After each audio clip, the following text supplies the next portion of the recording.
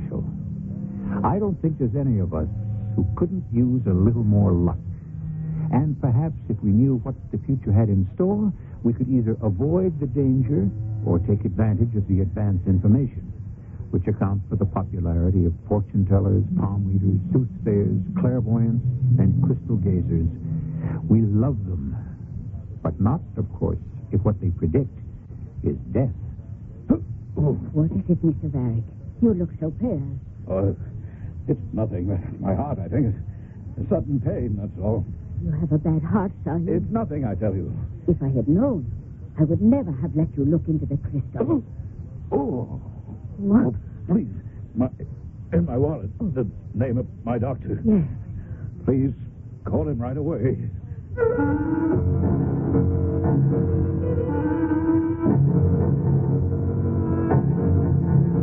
Our drama, The Crystal Gazer, adapted from a story by Jacques Futrell, has been written especially for the Mystery Theater by G. Frederick Lewis and stars Robert Dryden. It is sponsored in part by True Value Hardware Stores. I'll be back shortly with Act One.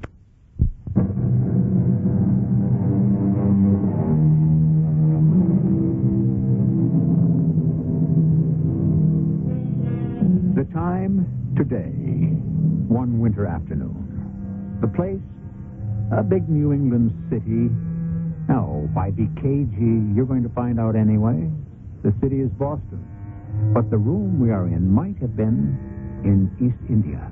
A tiger rug, incense burning, idols grinning in corners, candlelight. And, of course, a beautiful young woman dressed in a sari who has just welcomed a middle-aged American dressed in a business suit. Good afternoon, Jada. Is Adhem Singh here? Varick Sahib, what pleasure to see you. Please, let me have your overcoat. You are covered in snow. I shake up the coat and hang it here in the hall. I couldn't get a taxi in this weather, so I walked. I just had to come and talk to your brother. My brother, yes. He is in the next room with the crystals. He is in meditation. Oh, I didn't like to disturb him, but just this once I must. Something important you wish to convey, Varick Sahib? My gratitude. I wish to thank Adam. As always, he's been 100% right. It is not he. It is the crystals that speaks. He told me to sell Artcraft Preferred, which I did yesterday, Jada, at a considerable profit. The stocks fell through the floor. If it hadn't been for Adam, I'd have taken a nasty bath. Then you must come along with me, Varick Sahib. Perhaps my brother will sense your arrival and leave off his divination. I know his happiness is to see you.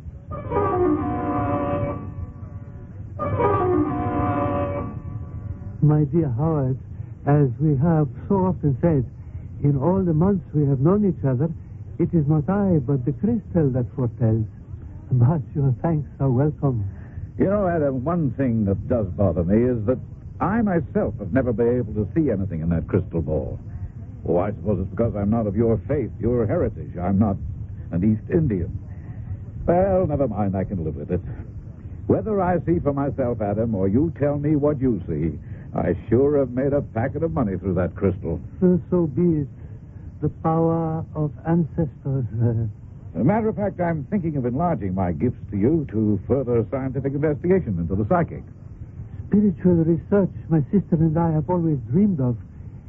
I must, however, reluctantly tell you, Howard Varick, the light from the crystal does not shine as brightly as I could wish. Don't. Do not say anything today. Not rightly? What does that mean? There is danger. Adam, please. I beg you. Do not say any more. How can I not? Howard Varick is our good friend. All right, look, enough of this. Well, why won't you tell me? It's difficult to tell a dear one. He is being taken from your sight. In so short a time. Will you stop speaking in riddles, you two? Are you saying that I'll die? Please, please, Varick Sahib. Ask no more of us. Let it be peace today, and no fears. Now, if I didn't know you both so well, I'd be angry. But I know that neither of you play with words. Well, tell me straight out. What is it? What danger? I cannot, Sahib. You must. I shan't leave here until I know. The crystal, Sahib. It tells me that... No, no, brother. please, no. Go on. It grieves me to say that which will cause pain to one whom I love, as I do you, Sahib. Perhaps you had rather see for yourself. Let me see it, then. Does it show in the crystal ball right now? Come on. I can open the curtain myself. Do you want to stand behind me, Adhem, or should I look into the crystal alone? This time I will remain beside you, Sahib. Before you sit, are you sure you can stand the shock? Of course I can. All right, I'll sit at the table. You stand there. Good heavens. You're right. For the first time in my life, I do see something in the crystal. A light. I see a light inside it. Look closer, Sahib. Place your eyes close to it. Yes, I am. A light, that's all there is. No, it's unbelievable. There's a table with books on it and a chair. No, it's not a table, it's a desk. And I can see a mantelpiece. Well, that's not possible. That's my own room, my study, and my home. It is. The door in the corner it's open. I can see a man coming into the room, coming into my study. Now he's turned his face this way. He has my dressing gown on. Man, it's me. Wake up. Wake up, Varric Sahib. Oh, please. Wake up. Well, what happened to me? You fainted, Sahib. My brother carried you to this couch. He has just gone to fetch some water. Fainted? I never fainted before in my life. Ah, dear friend, I'm glad you are awakened. Would you like some water? No, I don't want anything. I can't understand myself. It was a shock. The man in the crystal ball was myself, I'm sure of it. It's absolutely crazy. I saw in that crystal my very own study with my books, everything just the way I left it this morning. You did not see your room as it is today. What do you mean? You saw it in the future. Stop, Adam. Stop. No more for today. No, wait a minute. There's more to this I want to find out now. I want to go back and take another look. If you wish, you can stand with me, Adhem. It doesn't matter to me. But I'm going to take a long look inside that crystal. Whatever I see.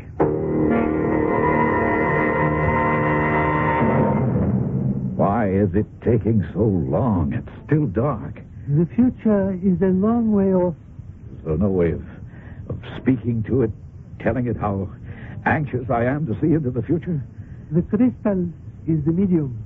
It can merely light the way. You in your mind will see the pictures it makes possible. Wait a minute. Look. Yes, there I am again, in my study. Now I'm sitting down at my desk. What is it that's troubling me? My head is down. Look at the way I'm moving my hands as if to say it's hopeless. Hopeless. Am I crying? What's happening? I put my head down on my arms. The door. Behind me, the door. Someone's opening it. There's a man with a knife in his hands. He's moving towards me. Closer.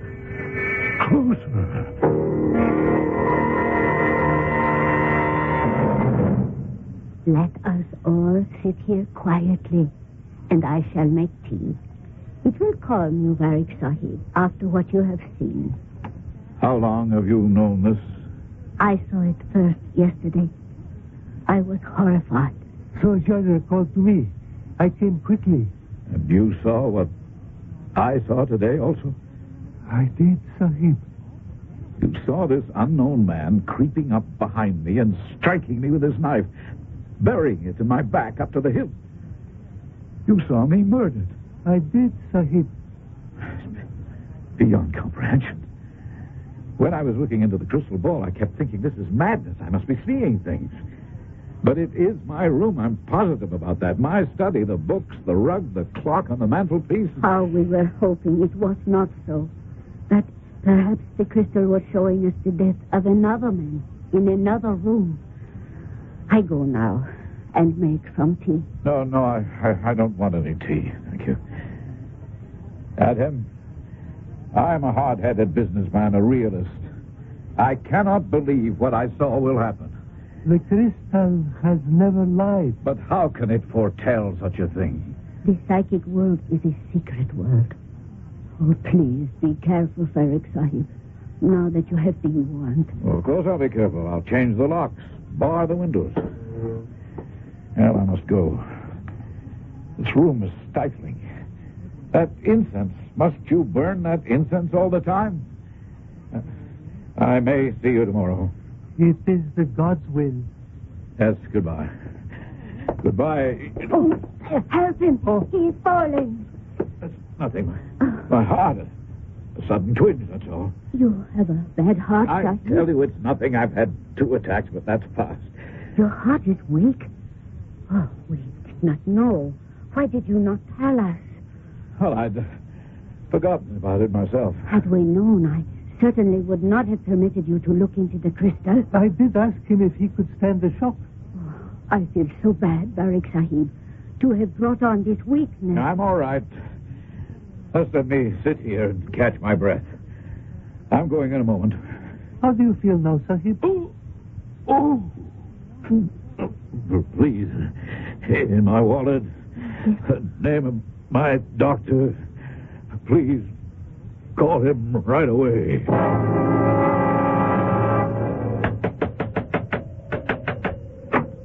Where is he? Where's Howard Barrack? Are you the doctor? I am. Follow me. He collapsed all of a sudden. My brother did not know whether he should start mouth-to-mouth resuscitation or what to do. Through here, Of course he should have. Are you Dr. Cole? I have not touched him. I did not want to do the wrong thing. Do you know how to administer CPR? Yes. In England, I took the training. But a man's life, I was afraid to take the risk. He's not getting any better lying here. Move over, please. I want to see if he's breathing. Oh, I am terribly sorry, Doctor. We called you just as soon as he told us your name. Please be quiet. I cannot listen with you talking. I'm not sure. Somebody call an ambulance. I will go. I will do it right away. Hurry. Yeah, we'll squeeze off the nostrils and start blowing air into his mouth. What's your name? Adham Singh. And you're certain you know CPR? I have done it before, Doctor. Good. You start the mouth-to-mouth, Mr. Singh. I'll check his carotid pulse. No pulse. Heart's not beating. I'll start chest compression. We'll do it together, you and I. Now, I want you to blow into his mouth once.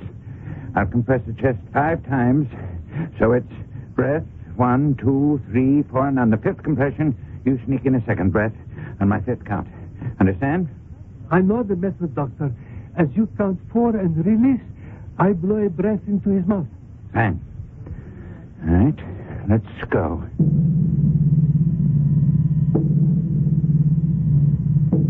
A life in the balance. Any of you who are not doctors or even paramedics, if you have been trained in the Red Cross procedure of CPR, cardiac pulmonary resuscitation, can save a life. Oxygen is pushed into the lungs while the heart pump is being squeezed, sucking blood into the left auricle and pumped out of the right. Anyone can learn it. And right now, Howard Varick's life depends on it.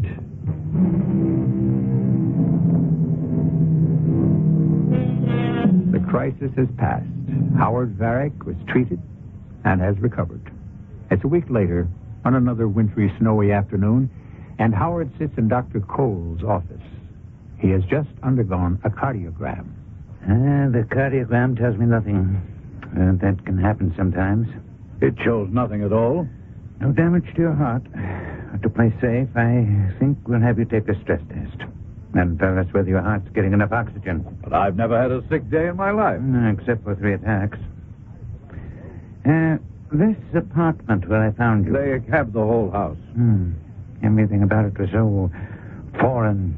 Incense in the air. Who are these people? This Indian gentleman, this lady? Well, what's that got to do with it? Why don't you give me a straight answer, Howard? Is there something you have to hide? What I'm saying is the whole place and those two seemed a little peculiar. Well, he just happens to be a genius. And the girl, she's his sister, Jada's her name, they work together. And what? Well, Adam Singh is an extraordinary man. He's a spiritualist. He can read the future. And I did learn something that day at Adam's house, which perhaps excited me. Who knows, something I should probably go to the police about. Then why don't you? Because they'd laugh at me. I also doubt whether they'd believe me. They wouldn't do anything anyway. How do you know? Until an actual crime has been committed, they're not interested. Howard, perhaps I can help. If it's so secret, it's so important. I have a friend you should see. He's one of the great private investigators in the country. Anything you tell him will be kept in strictest confidence. Let me call him up for you and set an appointment. Well, who is he? Dr. Augustus Van Dusen. Another doctor? Ah, but his practice is not quite like mine. The disease he fights is crime. What makes this Dr. Van Dusen so different? His methods. Augustus is known among professionals as the thinking machine. He's a mastermind. He is a supreme logician. I see.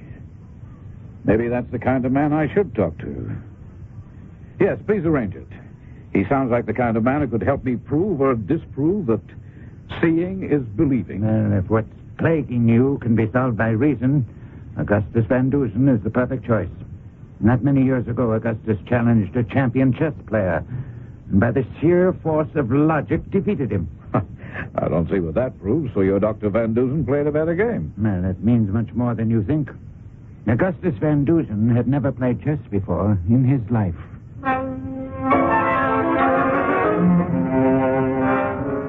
And that, Dr. Van Dusen, is the whole story. You've left out nothing, Mr. Varick? I don't think so. It's interesting. So you believe you've had a look through a crystal ball into the future? Did I understand you correctly? Doctor, I'm going to die someday next week. Do you understand that? Next week.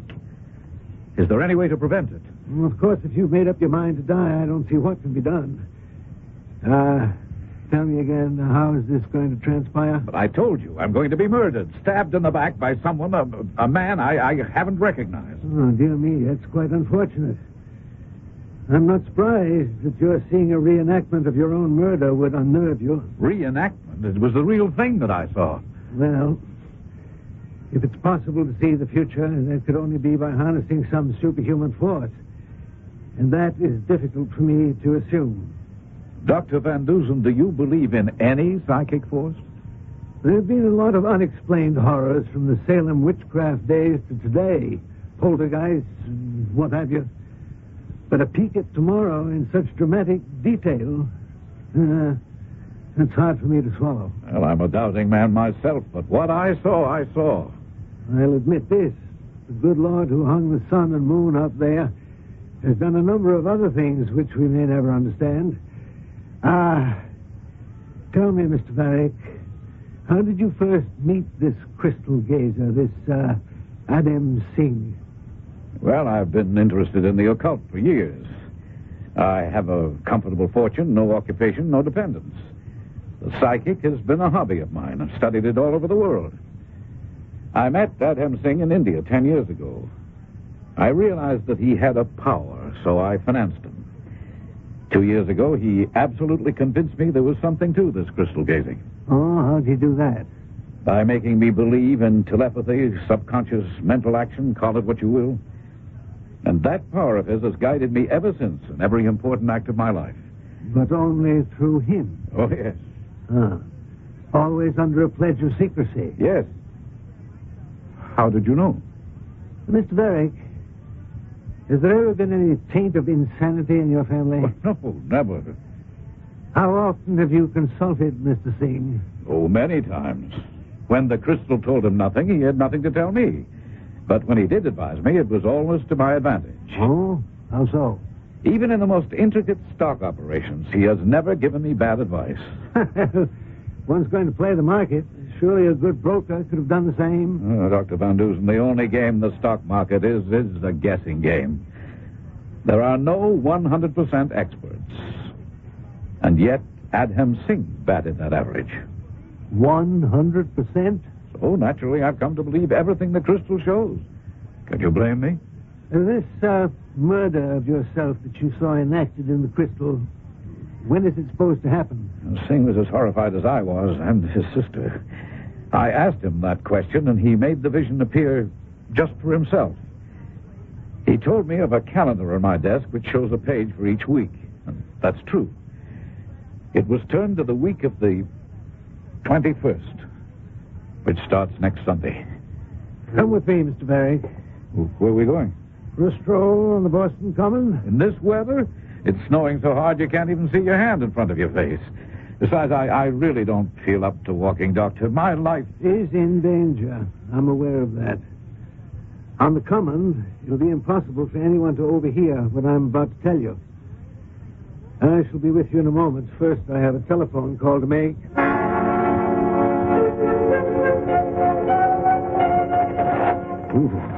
Oh, no, never you mind, Mr. Varick. The call will do you good. It's bracing. As I was saying, what you've told me is unquestionably amazing. You have no idea of the identity of this murderer to be? No, not the slightest. In the crystal ball, I saw him only from the back, and as you can imagine, everything I saw was in miniature. And it was your room, no question. Oh, absolutely. Rugs, furniture, books, everything was mine. In that event, the affair is perfectly simple. You mean you can stop this from happening? Let us say that I can take a good poke at the elbow of fate. Will you place yourself in my hands and obey my instructions implicitly? Well, of course. Anything. Let's sit down there on that bench in front of the monument. You don't happen to have $3,000 or $4,000 in your pocket, do you, Mr. Varick?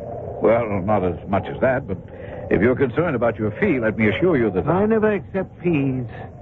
I interest myself in certain cases because I like them. They stimulate me. I stimulate them. Do you have a checkbook with you? Well, I think I do. I generally carry one, yes. Good. Now sit yourself down on the bench and take out your checkbook. All right. Now, wait a minute. You better clear off the snow first. Hutch, you can bring Philip out now from behind the monument. Mr. Varick, let me introduce my two friends. This gentleman, who is sporting a raincoat with an upturned collar covered with snow, is Mr. Hutchinson Hatch. When he is not assisting me, Mr. Hatch is an esteemed colleague of the Fourth Estate. He's a reporter? You do, sir. And the gentleman behind him, also moonlighting, as it were, is Philip Byrne.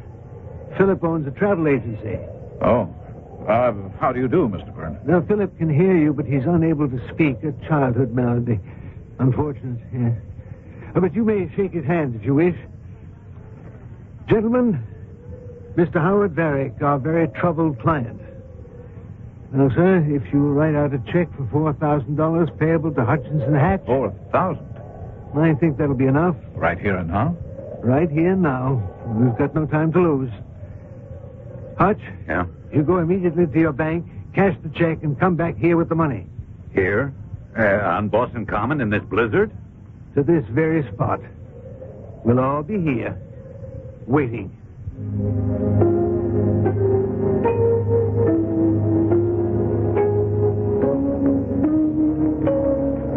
Is that you, Hutch? Here it is, Van. Got the money?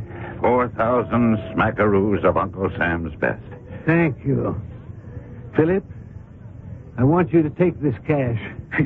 You're giving my money to Mr. Byrne? Mr. Varick, half an hour ago you said you would place yourself in my hands without question. Well, I'm sorry, Dr. Van Dusen. I didn't understand. Now you will. First, Mr. Varick, the keys to your house. Where is it exactly? It's the big red house at the top of Beacon Hill. You can't miss it. Oh, I won't. Secondly, Mr. Varick, from this time on, your name is John Smith. You're going on a trip, beginning immediately. I am? You're not to send a letter, a postcard, a telegram to anyone. You're to buy nothing. You are to write no checks. You're not to speak to or recognize anyone, not even me. But my affairs, my business. You told me you had no business. I know, but keeping up with the stock market, that's vital. As vital as your life? Well, but where would people think I am if I suddenly just disappear? I will have Dr. Cole inform whoever's interested that you're confined to your house and must see no one. After all, you did suffer an attack, so there's nothing strange in being isolated until you recover. I don't follow what you're up to, Dr. Van Dusen. What you do understand, however, and what you truly believe is what you saw in the crystal. That your days are numbered. Yes, of course. I'll ask no more questions of you. Forgive me. But is seeing believing? That's all I think about. Philip, you heard my instructions. It's your job to enforce them. You must lose yourself in this man. Of course, you can't take him abroad because passports are necessary, but from now on, he is John Smith. Take him somewhere to some place, south or west. I leave that to you. When you're there, place an ad in the Boston Herald. It will say, "Come to sunny so-and-so." And you'll add the name of the city where you're holed up. For how long am I going to be hidden away? Until the case has been solved. When I do, I'll have a similar ad placed in one of your city's newspapers. My ad will say, "Come to sunny Boston." When you read that, Philip, bring him in. Come to sunny Boston in this weather? Oh, Hutch, you and Mr. Varick just happen to be the same height and build. I'm going to be Varick. Uh-huh. Until this case is solved.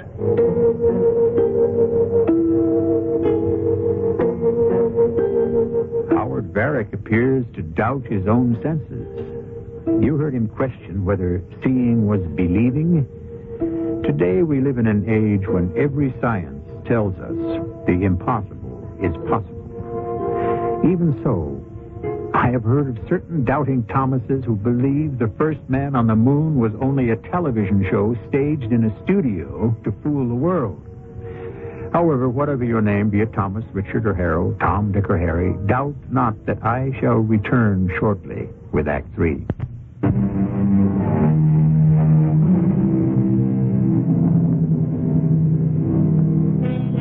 I did tell you, didn't I, that Dr. Van Dusen is known to criminologists the world over as the thinking machine?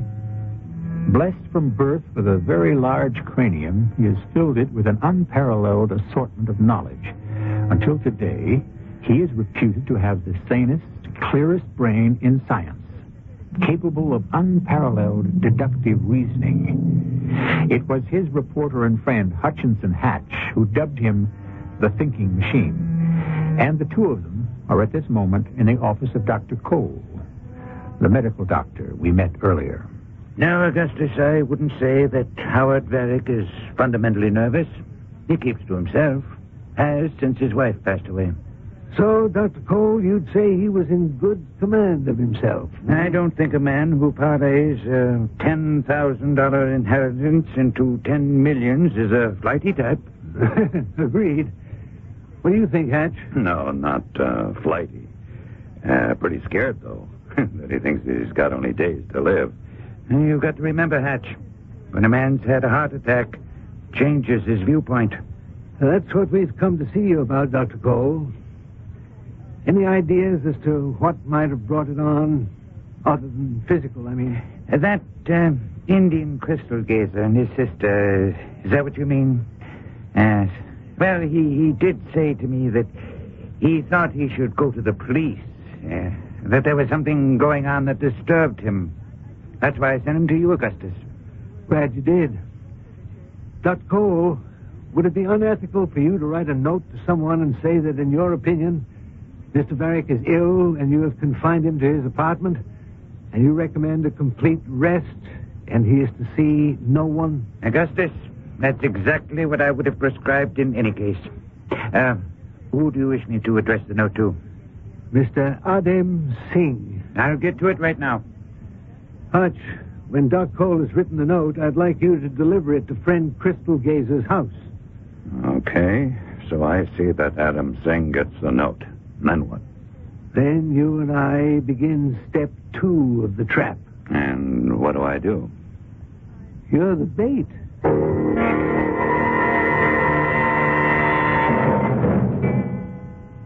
Ben, I hope we hit the jackpot tonight. Well, Maybe, Hutch. Maybe not. This is the third night I go through the same act.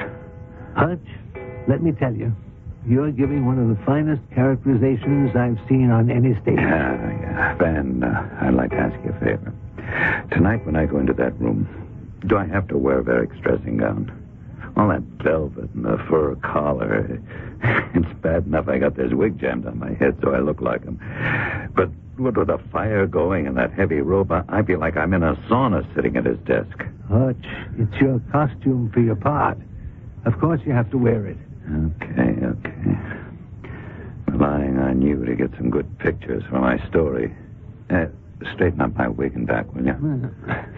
When did I ever say catching a criminal was easy? Well, let's get tonight's performance on the road. Time to start? Not yet. We'll wait till it's midnight. Did you check the camera? Is it loaded?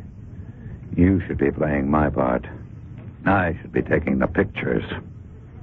But you're built like Varrick. He's not tall and skinny with a big head. Now, about the camera. Now, well, of course it's loaded. Flash is all set to go. Just keep your thumb away from the lens. It's time. Good luck. I'll be watching from the wings.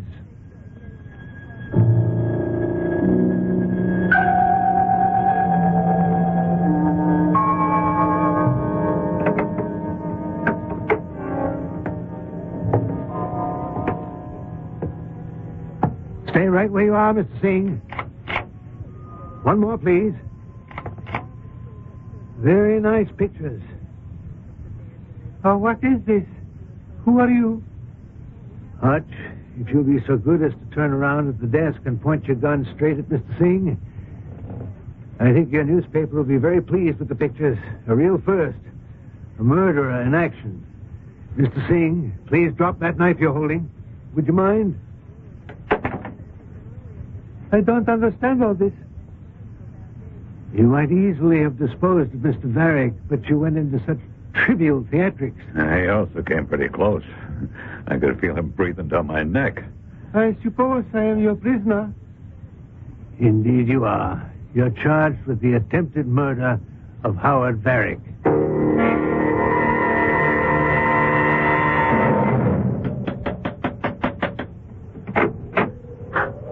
Varrick, sorry. I did not expect to see you. I didn't expect to be here myself. May I come in? Is your brother here? No. I mean, I Where is thought he? that- did you not see him at your house? No, I've been away. You have not been in your house yesterday or the day before? No, What is all this?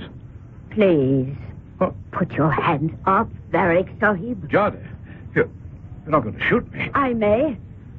First, turn round and walk to that door. I wish you wouldn't point that pistol at me. Move. I don't understand. You went to the police, did you not? Move, I say. Now, open the door. There are stairs leading down. Yes, Sahib. And you will go down them. I shall be right behind you. Listen, I don't know what all this is about. Jada, what are you doing? I came back without telling anybody because I was sure you and Adam were my best friends, not the detective, nor the man who had me in custody. So you did go to the police. If you do not start down those stairs in 3 seconds, I shall shoot to kill.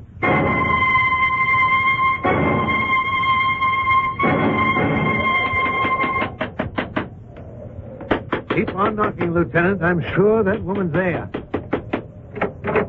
Yes? I'm Lieutenant Mallory, 8th Precinct. Sure took you a long time to come to the door, ma'am. I have a warrant to search these premises. What for? What have we done? Who are these people? I'm Dr. Van Dusen, and this gentleman here is Mr. Hatch. For your information, madam, Adam Singh has been apprehended and has confessed. I do not believe you, whoever you are. Adam Singh has nothing to confess whatsoever. He is a spiritual. We know all about that, ma'am. What's in that room there? You are welcome to enter it. This is where the seances are held, I bet. What's behind that black velvet curtain? Stand back. All of you. What? Against that wall. I have got a gone. And I am leaving this room and locking the door behind me. It is a strong door, and it will take you quite a while to get out. I've never seen the lieutenant so angry. I've never seen him so powerful. The way he kicked at that locked door and broke it open. That's quite a woman. What an operator. She won't get far. Hatch, let me show you the secret of this so-called peek into the future. Oh, you figured it out? First of all, let's pull this black velvet curtain open. Yeah, there it is on the table. Crystal ball. Velvet-covered tabletop, very nice. Do you see anything in the crystal? No, Swami, I don't. Not a thing. Close the curtain behind us. All right, I've got a flashlight. Good. Now shine it at the base of the crystal ball. What are you doing, Ben? Lifting it off its pedestal. Uh-huh. Hatch, give me the flashlight. Now you slowly lift up the crystal. In both hands, that's it. Yeah. Very clever. Look here, I'll tell you what. You sit right here in the dark and keep your eye on the crystal ball, and I'll see if I can't give you a glimpse into the future. Won't take long, Hatch. We're just going down to the cellar. Let me out! Help! Someone, please help me! Let me out! Hold on, whoever you are. The key's in the door. I'll have it open in a sec. Howard Barrick? What are you doing here? Oh, Dr. Van Dusen, am I glad to see you. My heart is pounding like I don't know what. I was suffocating in there. Why aren't you with Mr. Byrne as we agreed? I ran away from him. I had to come back. Oh, I know it was so stupid. I believed Adam Singh and his sister were my friends. I came back to plead with him to use his power so that I wouldn't be killed. And Jada threatened me with a gun and locked me up in that airless closet. I had it coming to me. I have an idea. There's a lot more down in this basement than a closet. I see a light at the end of this corridor. You come with me. You did an extremely foolish thing, Mr. Barrick. First of all, you fell for quackery like some ignorant person.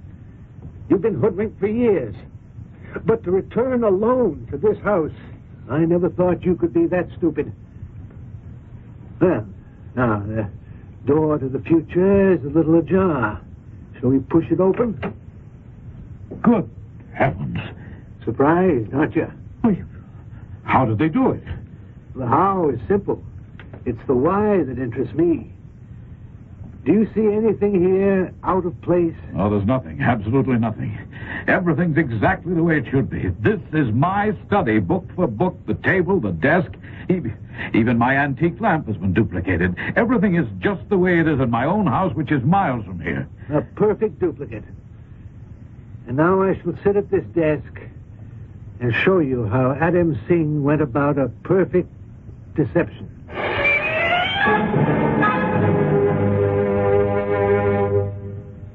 Lieutenant Mallory, welcome back.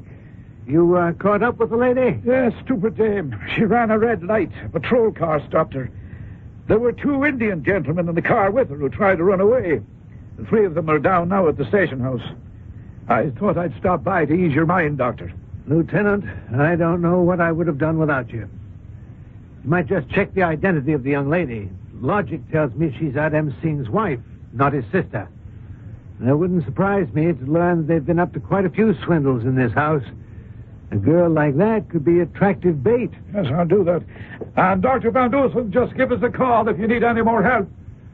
Hatch, I'll bet you those 2 men and Mr. and Mrs. Singh make up the entire cast. The entire cast? While Singh was up here setting the stage for his miracle play to be shown on the crystal ball, he had to have 2 accomplices down in the cellar impersonating Varick and the so-called murderer. Mm-hmm. Oh, how did he do it? I'll show you. Come over here. You too, Mr. Varick. Now, let's just close the curtain. Now, observe. When I lift the ball from its pedestal and the black velvet tabletop, what do you see? A pipe, right?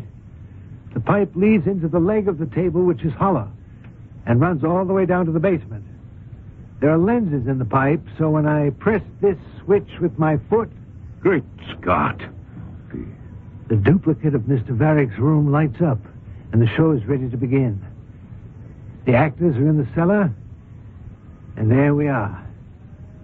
You're actually looking through the wrong end of a telescope when you gaze into the crystal. Well, then that's how I saw you at the desk.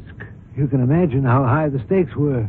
All this equipment, hiring extra people full-time, adds up to a production expense which only a rich man like Mr. Varick could make worthwhile. Well, there's no fool like an old fool, and I'm it. How much money were you planning to leave Adem Singh in your will? How did you know? Please, your answer? $500,000. It was to further his investigations into the psychic. That's a lot of money to pay for your own funeral. Would it be a safe assumption, Mr. Varick, to say not only will you change your beneficiaries, but you're no longer very interested in the occult? Dr. Van Dusen, I know they call you the thinking machine. So I would say your logic is indisputable.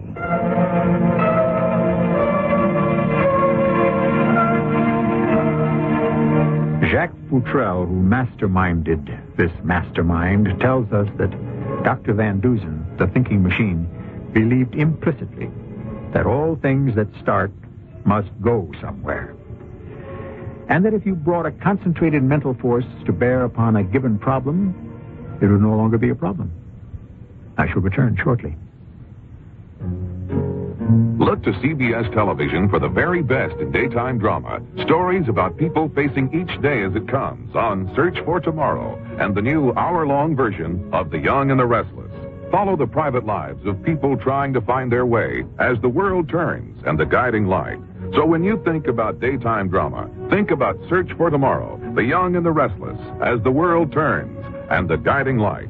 They're here for you every weekday on CBS television. Hi, I'm Jean Stapleton. If you need information on child care, health care, non-sexist education, abused women, displaced homemakers, legal rights, credit, or any other topic concerning women, write or call the Women's Action Alliance. That's the Women's Action Alliance, 370 Lexington Avenue, New York, New York, 10017. Call 212-532-8330.